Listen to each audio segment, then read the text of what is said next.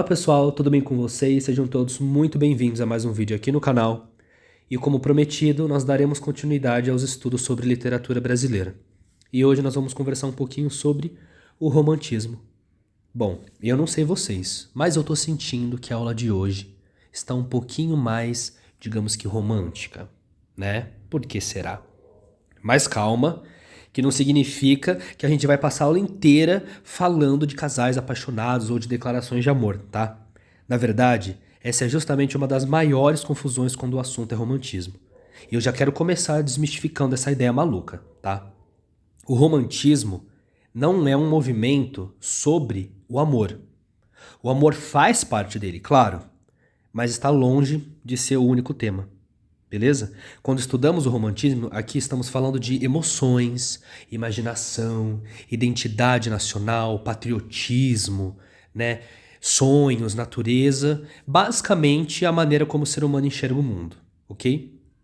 Então, se até hoje você pensava que romantismo era apenas literatura romântica, pode esquecer essa ideia, porque depois dessa aula você vai perceber que esse movimento é muito mais profundo do que o próprio nome faz parecer, tá bom? Bom, gente, eu tô um pouco ruim da garganta, não liga não, tá? Antes da gente começar de fato, vamos fazer uma conexão com a nossa aula anterior. Na última aula nós estudamos o modernismo. E vocês lembram, né, que os modernistas, eles defendiam uma literatura mais livre, mais próxima da realidade brasileira e sem aquela obrigação de seguir regras antigas. Eles romperam com vários modelos que existiam antes deles, né? Inauguraram aí uma nova forma de enxergar a arte. Só que isso nos leva a uma pergunta muito interessante. Se o modernismo rompeu com tantas tradições, quais eram essas tradições? Tá me entendendo? É justamente por isso que hoje nós vamos fazer uma viagem no tempo. Nós vamos voltar a algumas escolas literárias para conhecer um movimento que influenciou profundamente a literatura brasileira e que, de certa forma, preparou o caminho para tudo o que veio depois. E eu estou falando do romantismo, tá? Eu gosto de pensar que a literatura funciona como uma grande conversa entre diferentes épocas, né? Porque nenhum movimento nasce por acaso. Cada escola literária surge porque o mundo mudou, né? Não só o mundo, porque as pessoas passaram a pensar diferente ou porque simplesmente os artistas sentiram necessidade de responder ao movimento anterior, tá?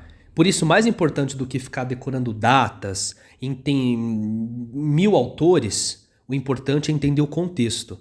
Quando você entende por que uma escola literária surgiu, as características deixam de ser uma lista de decoreba e passam a fazer sentido, tá? Então já deixa o caderno preparado, porque ao longo dessa aula eu vou pedindo aí para vocês fazerem algumas anotações que são importantes levar em consideração, tá? Bom, a primeira pergunta que nós precisamos responder é a seguinte: por que o romantismo surgiu? Nenhuma escola literária aparece do nada, como eu estava falando. Ela sempre nasce como uma resposta ao momento histórico que a sociedade está vivendo. Então, antes do romantismo, o que predominava? O arcadismo. Tá? Que era também conhecido como neoclassicismo. Algumas pessoas podem aí reconhecer um desses nomes. Os escritores, Árcades, eles acreditavam que a literatura deveria seguir todos aqueles modelos clássicos, inspirados na cultura greco-romana, tá? Então eles valorizavam o equilíbrio, a simplicidade e principalmente a razão. Para quem estudou deve lembrar. Além disso, outra coisa que estava muito forte antes do romantismo, o iluminismo. Tá? Os iluministas defendiam que a razão era o principal instrumento para compreender o mundo e resolver todos os problemas da humanidade. Mas deixa eu perguntar uma coisa para vocês agora. Será que nós somos feitos apenas de razão?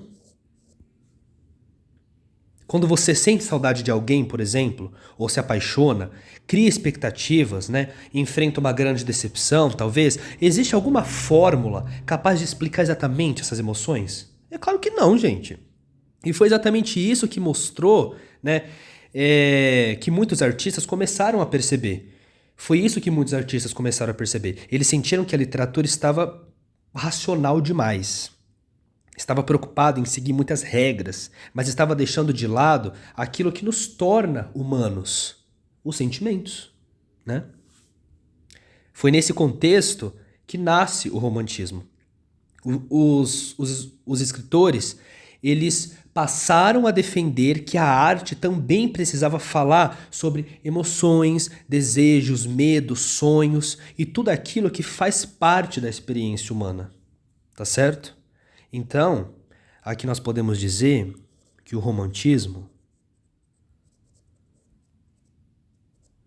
surgiu como uma reação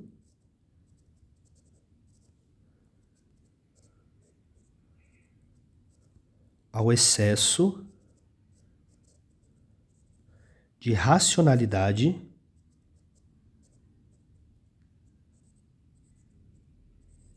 do arcadismo.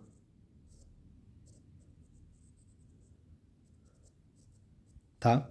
Não só do arcadismo, mas do iluminismo também. E o que passou a ser valorizado no romantismo? As emoções, os sentimentos, tá? A imaginação.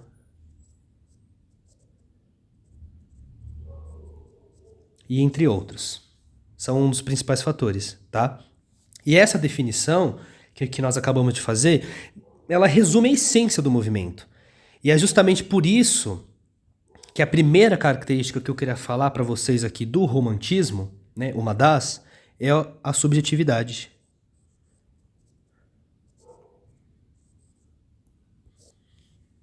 O que significa essa palavra?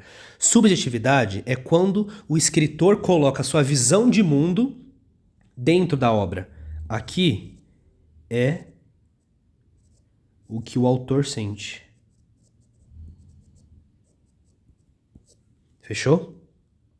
Agora o foco deixa de estar apenas na realidade e passa a estar também na forma como cada pessoa sente essa realidade.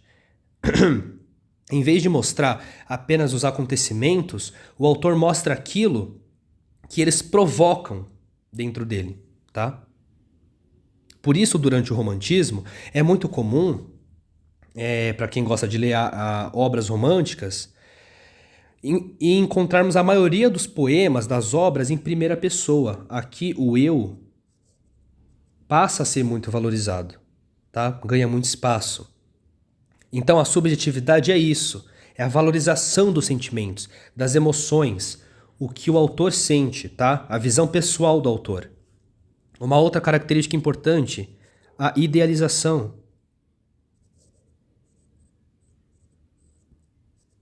Beleza? Os escritores românticos dificilmente retratam a realidade como ela realmente é. Eles preferem mostrar aquilo que eles gostariam que fosse, que a realidade fosse, entendeu? Ou seja, aqui vai aparecer a mulher, né? Que a mulher aparece perfeita, o amor parece perfeito, a natureza é descrita como um lugar quase mágico, o herói não tem defeito nenhum, tá? Então percebam que existe uma tendência constante de transformar pessoas, lugares, sentimentos em modelos ideais, tá? Então a idealização é exatamente isso.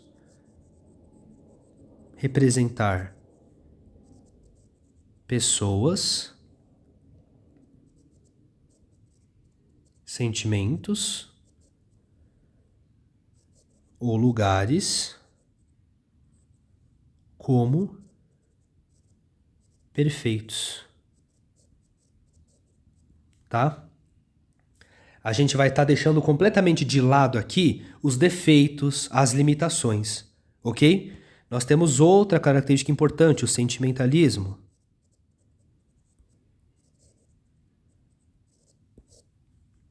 Porque o sentimentalismo ele diz respeito à intensidade das emoções.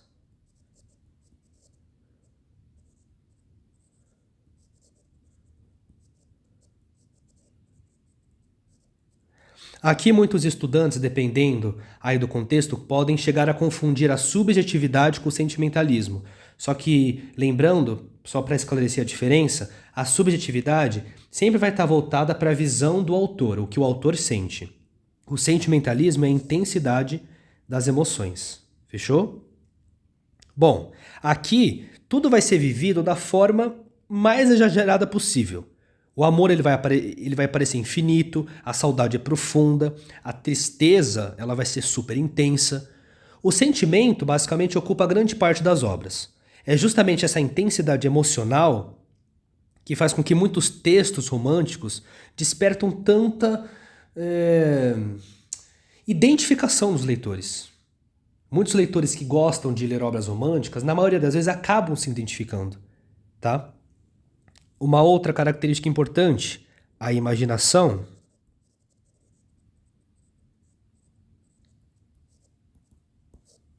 Ou seja, os românticos acreditavam que a literatura não precisava copiar literalmente nada, certo? Não precisava copiar a realidade o tempo todo. Ela podia simplesmente criar, inventar, idealizar, sonhar, né? Aqui é tudo assim, gente. Aqui é tudo assim. No romantismo é tudo isso. A imaginação ela era vista como uma ferramenta que era capaz de revelar verdades que a própria razão não conseguia explicar. Fechou? Então a imaginação também vai ser super importante no romantismo. Nós temos outra característica. O escapismo. Tá?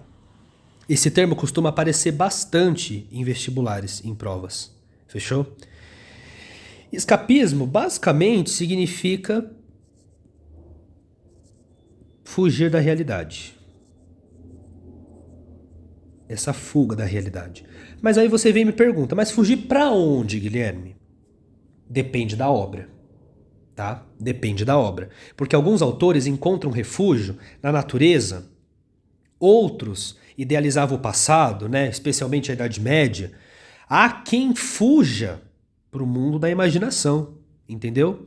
E a gente vai estudar as fases, aqui as gerações do romantismo. E na segunda geração romântica, alguns escritores chegam até mesmo a enxergar a morte, certo? Como uma forma de escapar do sofrimento. Essa necessidade de fugir da realidade, ela vai mostrar o quê? Que muitos românticos estavam insatisfeitos com o mundo em que viviam, tá?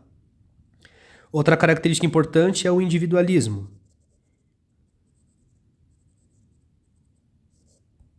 Tá?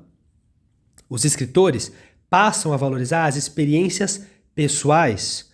Cada indivíduo é visto como único, cada sentimento merece ser expresso, certo? Por isso as obras deixam de falar muitas vezes sobre temas universais e passam a explorar as emoções particulares de cada personagem. E quando o romantismo chega ao Brasil? E ao Brasil? O que vai acontecer? Bom, quando chega ao Brasil, ele ganha uma característica que praticamente define toda a primeira geração, que é o nacionalismo. Tá? Lembrem-se do contexto histórico. O que estava acontecendo naquela época? O que tinha acabado de acontecer? O Brasil havia conquistado a sua independência, lá em 1822. Agora existia um novo desafio que não existia antes. Era preciso construir uma identidade nacional. Era preciso mostrar ao mundo quem eram os brasileiros. E foi justamente nesse momento que os escritores românticos assumiram uma missão. Eles passaram a valorizar o quê do Brasil? O que era mais bonito? A natureza brasileira, os costumes locais e principalmente o índio, certo? A visão do indígena. Basicamente, o romantismo, né, os escritores vão transformar o índio no símbolo da nação.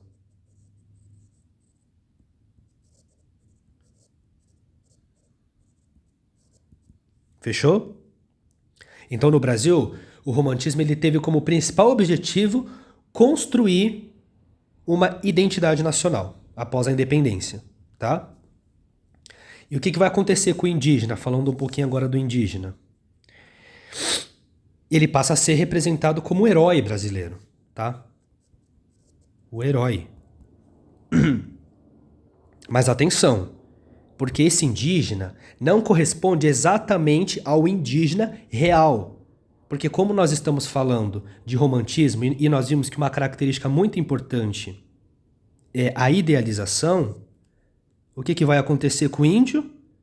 Ele também é idealizado. Porque o índio, no romantismo, ele é forte, ele é corajoso, ele é leal, ele é honesto, defensor da própria pátria, da própria terra. Na prática, o índio aqui ele vai estar ocupando o mesmo papel que os cavaleiros medievais ocupavam na literatura europeia. Nossa, gente, a voz está difícil hoje. Me desculpem. Então ele vai estar ocupando igualzinho os cavaleiros medievais ocupavam na literatura. Fortes, né? Aquela imagem em cima do cavalo, com espada, todo imponente, né? E é justamente por isso que essa característica vai receber um nome importante: indianismo.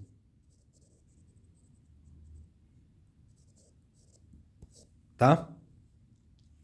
Que é um termo aí que aparece demais na maioria desses principais vestibulares. Bom, eu acho que de contexto histórico de como o romantismo surgiu é isso. Acho que não tem mais muito o que falar, porque senão a aula também vai ficar gigantesca. Agora que nós entendemos como que surgiu, quais eram os principais objetivos, as características marcantes do romantismo, chegou a hora de estudarmos as gerações. Tá? Nós tivemos aí 3 gerações do romantismo. Beleza? Bom, antes de vocês pensarem que vão precisar decorar um monte de informações, eu quero mostrar para vocês uma forma muito mais lógica de entender esse conteúdo. As gerações não surgiram porque um grupo de escritores resolveu mudar o nome do movimento. Não. Eles existem porque, com o passar do tempo, o romantismo também foi mudando. Concordam comigo? Porque a sociedade muda. Se a sociedade muda, as preocupações dos autores também mudam. E, consequentemente, os temas das obras também mudaram, né? Tudo vai acompanhando. Então pense na seguinte maneira. A gente vai resumir as 3 fases antes de entender cada uma delas. A primeira fase, ou primeira geração, tanto faz, ela vai olhar para o Brasil. Na verdade, eu vou usar aqui primeira geração porque pode confundir os alunos, né? Primeira geração. Ela vai olhar para o Brasil, tá? A segunda geração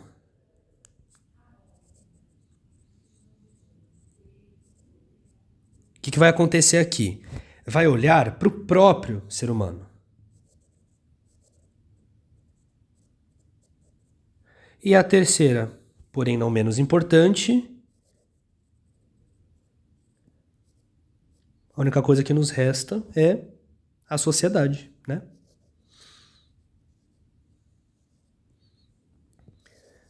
Então guarda essa informação no coração de vocês. Se vocês conseguirem guardar essa sequência, metade do conteúdo já está entendido, tá? Agora a gente vai entender o que foi cada geração. Beleza? Bom, vamos para a primeira geração. Que ela ficou conhecida aí como nacionalista ou indianista. Fechou? A primeira geração, ela vai se desenvolver, como eu falei para vocês agora há pouquinho, logo após a independência do Brasil. Naquele momento, o país ele já era independente, porém politicamente falando, mas ainda precisava construir uma identidade cultural, né? Então a grande pergunta era: o que significa ser brasileiro? Os escritores perceberam que a literatura poderia ajudar a responder essa pergunta. Por isso, passaram a valorizar tudo aquilo que diferenciava o Brasil da Europa, que era a natureza, né? A natureza brasileira, ela começa a ser descrita como algo exuberante, grandiosa, praticamente perfeita. As florestas, os rios, os animais e as paisagens deixam de ser apenas um cenário, né, bonito e passam a representar o orgulho nacional. Ia ser motivo de orgulho aqui. Fechou? Mas existe um outro elemento ainda mais importante, que é, como eu falei, o índio, que é onde aparece o indianismo, que nós acabamos de ver.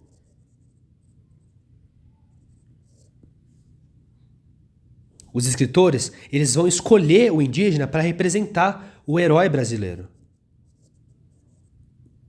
tá? Mas cuidado, isso não significa que eles descreviam o indígena exatamente como ele era. Lembra que eu falei para vocês? Muito pelo contrário. O índio, ele foi idealizado, tá? Então, ele era guerreiro, né? Como que eu falei, ele era forte, leal, disposto a defender seu povo ali. Mas não era bem assim, né? Então a primeira geração é isso. É o nacionalismo, o indianismo, a valorização da natureza brasileira, uma construção de uma identidade nacional, tá? E quando falamos dessa geração, existem dois autores, vamos falar um pouquinho de autores agora. Temos alguns autores importantes, certo? O primeiro deles, maravilhoso, é o Gonçalves Dias.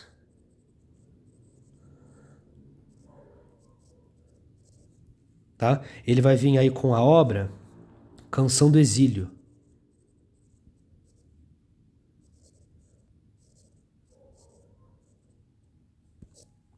Fechou?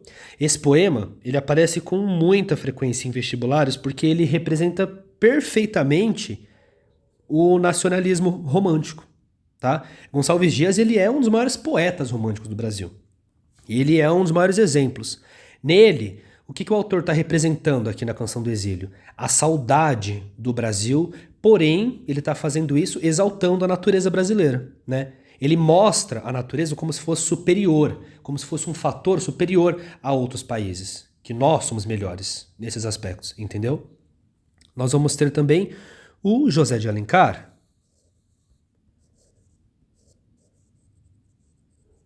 Fechou?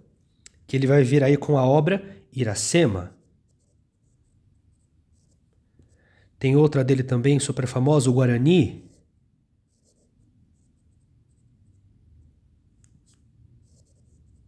Guarani. Deve ter mais, mas agora de cabeça não consigo lembrar, mas é só jogar no Google aí que vocês já acham algumas outras obras dele que foram importantes, tá?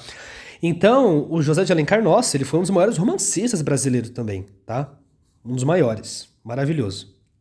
Esses romances, né, Iracema, o Guarani, eles que vão apresentar o índio, o indígena, como símbolo da formação do Brasil, tá? E ajudam a construir essa identidade nacional que tanto preocupava os escritores na época. Beleza? Bom, agora acontece uma mudança muito interessante. De primeira geração é basicamente isso. Só que se a primeira geração estava preocupada em mostrar o Brasil, como nós vimos lá em cima, a segunda praticamente abandona esse objetivo. Os escritores eles vão deixar de olhar para o próprio país e passar a olhar para dentro de si mesmos, tá? Então vamos ver a segunda geração agora.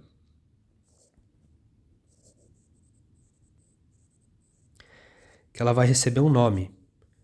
Ela vai ser chamada de ultrarromântica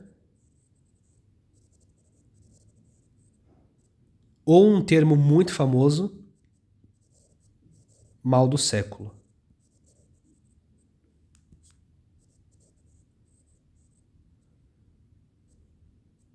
Tá? Essa talvez seja a geração mais conhecida do romantismo, né? Porque ela recebe o nome aí de ultrarromântica, do mal do século, e esses apelidos para mim fazem total sentido, porque os escritores dessa época produziam textos marcados pelo quê? Muita melancolia, solidão, angústia, um pessimismo super profundo, tá? É como se eles enxergassem o mundo de uma maneira extremamente triste. Então os poemas, eles vão falar aqui de amores impossíveis, da saudade, da dor, ai, do sofrimento, né? Aqui a gente sofre, aqui a gente sofre muito, né? Decepção e até da morte, né? Mas por que que isso aconteceu? Porque muitos desses autores, primeiro, eram jovens, universitários, certo? E tinha um poeta inglês que era muito predominante naquela época, que é o Lord Byron, tá? Eles acreditavam que o sofrimento fazia parte da sensibilidade artística. E essa influência ela recebeu até um nome, Byronismo. Não é o foco agora, mas é só um acréscimo de conhecimento, porque vai falar exatamente disso, né? De muita melancolia, de muita tristeza, tá? Outra característica muito forte dessa geração, a gente vai ter a intensificação do escapismo. Tá? O escapismo volta a aparecer aqui. Porque como os escritores estavam insatisfeitos com a realidade que eles estavam vivendo, muitos buscaram fugir dela. Outros na imaginação, outros nos sonhos, outros na morte. E alguns chegavam literalmente a idealizar a morte como um descanso para todas as dores da vida. Percebam como várias características que nós estudamos anteriormente aparecem aqui de forma muito mais intensa? A subjetividade vai aumentar, o sentimentalismo também aumenta, a idealização, putz, cara, vai continuar presente aqui de uma forma absurda. E o escapismo se torna ainda mais evidente, tá? Então, de segunda geração, é isso. Subjetivismo, melancolia, pessimismo, idealização da morte, tudo isso de uma forma muito mais intensa, ok? E aqui, alguns autores importantes, nós temos o Álvares de Azevedo.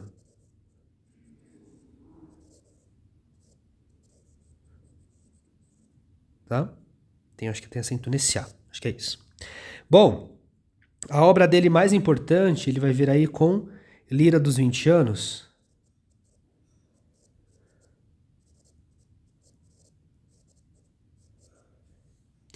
Que é uma leitura bastante cobrada também em vestibulares.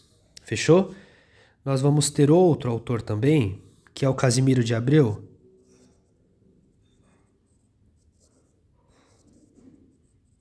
Fechou? Que ele é conhecido principalmente pelo poema Meus 8 Anos, que expressa aí uma forte saudade da infância, tá? A gente tem também um outro que acho que é o Fagundes Varela, que também é um grande poeta aí dessa geração ultrarromântica. O Fagundes Varela, eu não sei se ele é muito cobrado, mas eu vou colocar aqui só para vocês pesquisarem também um pouquinho caso, né, apareça em alguma prova que vocês forem fazer. Fagundes Varela, tá? Mas acho que ele é importante também. Bom, agora nós chegamos à terceira geração. De segunda geração acho que é ismo, tá tudo certo. Vamos para outra página. Tá ficando grande essa apresentação, misericórdia. Vamos lá. Terceira geração. Certo? Que é a geração social, tá? Ou também pode aparecer o nome aí, Condoreira. Vou até escrever para ficar aqui. Pode ser esses dois nomes. E vamos relembrar. Se a segunda geração olhava para o sofrimento individual, a terceira geração ela vai olhar para o quê? Para o sofrimento coletivo, o social, tá? A ideia era que o poeta observasse a sociedade de uma posição, digamos que mais elevada, enxergando seus problemas, denunciando algumas injustiças. É justamente nessa fase que a literatura assume um papel social mais forte do que tudo, tá? O principal tema, ele passa a ser, por exemplo, o combate à escravidão. Fechou? Vou colocar aqui, ó. Combate à escravidão. Fechou, pessoal? Então, os escritores acreditavam que a poesia também poderia denunciar algumas injustiças e provocar algumas mudanças, né? Não, a gente pode escrever algumas coisas, mas por que não denunciar alguns problemas sociais? A terceira geração vai pensar nisso, tá? Aqui nós vamos ter alguns autores também. Um dos mais importantes é o Castro Alves.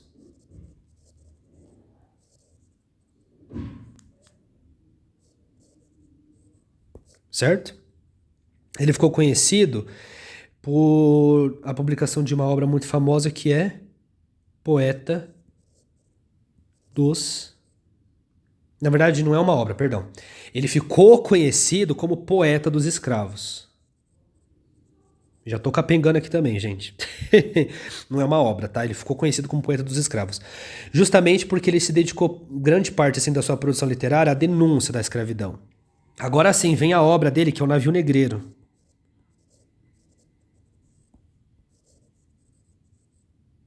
Negreiro. Opa. Agora sim, esse é o nome da obra. Navio Negreiro, um poema, um dos mais importantes da literatura, né? Que também aparece bastante nos vestibulares. Fechou? Ele também vai ter outra obra que é Vozes da África, que também apresenta forte crítica ao sistema escravista, mas acho que não aparece tanto assim. Eu acho que de autores é isso. Tem o Sossandrade, acho que é assim que fala o nome dele. Não me lembro muito bem. Mas depois vocês dão uma pesquisada. Mas ele é menos frequente, então não vou nem escrever aqui, porque não aparece muito não. Fechou? Gente, terminamos. Né? É isso. Só para fazer um resumo, recapitular. Primeira geração, sempre focando no Brasil, na natureza, no nacionalismo, no indianismo, tá? Segunda geração, um olhar mais para o indivíduo, para os sentimentos, da melancolia, o pessimismo, o escapismo, né, que é essa fuga dos problemas. E a terceira geração, sociedade, tá? Crítica social, liberdade, combate à escravidão. Fechou? É isso. Se vocês entenderem essa evolução, dificilmente vão confundir as gerações em uma prova, tá? Mais do que decorar os autores e datas, é importante perceber que cada fase do romantismo reflete as preocupações do seu próprio momento histórico, ok? É justamente isso que faz desse movimento ser um dos mais importantes da literatura, ok? Eu vou ficar devendo para vocês exercício, porque no modernismo nós fizemos um exercício, eu esqueci completamente de procurar um exercício de romantismo, mas existem diversos na internet, tá? É só vocês darem um Google, pegar exemplos antigos de provas anteriores do Enem ou de outros vestibulares e ir praticando, gente. Vocês só vão entender realmente se conseguiram captar a essência do romantismo se vocês pegarem exercícios e conseguirem interpretar. Mais do que decorar, é saber interpretar, ok? É isso, pessoal. Confio em vocês. Para quem está estudando aí para vestibular, vai ser chuchu beleza. Espero ter ajudado e não piorado a ideia de romantismo, tá? Mas é isso. Até mais. Até o próximo vídeo.